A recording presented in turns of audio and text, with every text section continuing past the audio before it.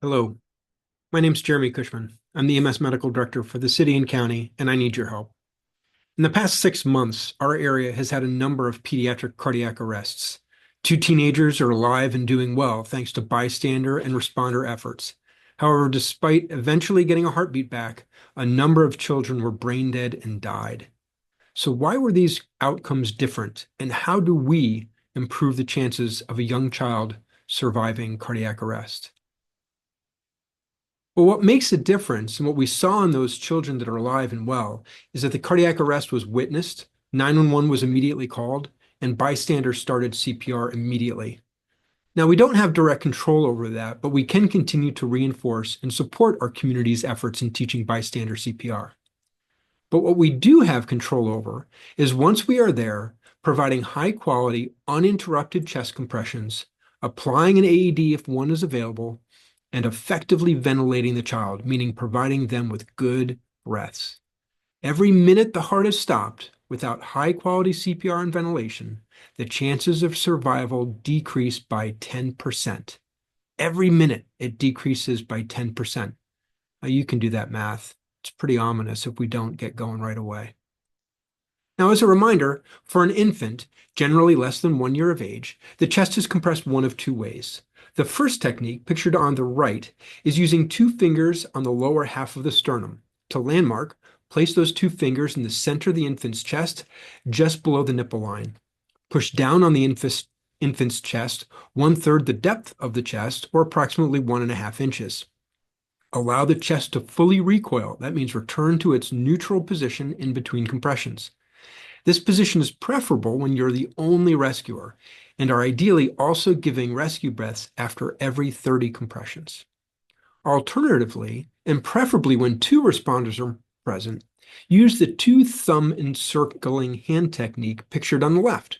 Now, to perform this technique, position yourself at the infant's feet, place your thumbs side by side on the center of the infant's chest just below the nipple line, encircle the infant's chest so that the fingers of both hands support the infant's back, and then use your thumbs to deliver the compressions. This technique allows for more consistent chest compressions and superior blood flow and blood pressure compared to the two-finger technique. In either technique, your compression depth should be 1/3 the depth of the chest, or 1.5 inches, and the rate should be about 100 to 120 compressions per minute.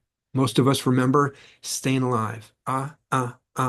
Staying alive. Yep, that's counting out is about 110 compressions per minute. Now, if you're the only rescuer, provide 30 compressions and then two ventilations, then repeat. If two rescuers, then the thumb circling hand technique is preferred, and you should provide 15 compressions and two ventilations. Don't stop until EMS arrives to take over. Now, for a child, generally defined as greater than 1 year of age but less than 12, use one hand on the lower half of the sternum. Push down on the child's chest about 2 inches deep and allow the chest to fully recoil, or again, return to its neutral position in between compressions. If only one rescuer, provide 30 compressions and two ventilations, then repeat. If two rescuers, again, it'll be 15 compressions and two ventilations. And again, don't stop compressions until EMS arrives to take over. Now, an AED can be used on any age child. Now, if an AED is pediatric capable, either pediatric pads or a pediatric key should be used for any child less than 8 years of age. Now, however, if there is an adult AED, it can be used on any age child. We just don't want the pads to touch. So although normally the pads are placed under the child's left nipple and on their chest towards their right shoulder, as in the picture on the left, if the child is too small and doing so would cause the pads to touch, one pad goes on the front of the chest and one goes on the back, as in the picture on the right. The placement of these pads is key so that electricity goes through the heart. So we've talked about what improves survival, now what worsens it. Now, although it may seem counterintuitive, what does not help their chances, and in fact worsens them, is scooping that child and running with them. Now, why? You can't provide effective compressions and you can't provide effective ventilations if you're moving. And so the additional time they have without high quality compressions and effective ventilations actually increases their chances of brain death. Now, in short, don't run the football. Pick the ground you're going to fight on and focus everything on high quality CPR and AED if it's available and effective ventilations. Now, this is what we do for all adult cardiac arrests. Now, why would we do anything different for a child? Now, we're not the only system where the past culture was to run that child to the hospital. And as a result, we get, well, not great outcomes. Now, some systems have made a concerted effort to focus doing everything on scene for the cardiac arrest management of every infant, child, and adult, and have seen improved outcomes. For example, a number of years ago, Polk County, Florida, changed their approach to pediatric cardiac arrest management to mirror that of adult cardiac arrest and focused on-scene resuscitation to include high-quality CPR, AED use, effective ventilation, and advanced life support care. They were able to dramatically increase their return of spontaneous circulation and neurologically intact survival by doing so in the time period that you see on the screen. Between 2012 and 2013, they had no survivors.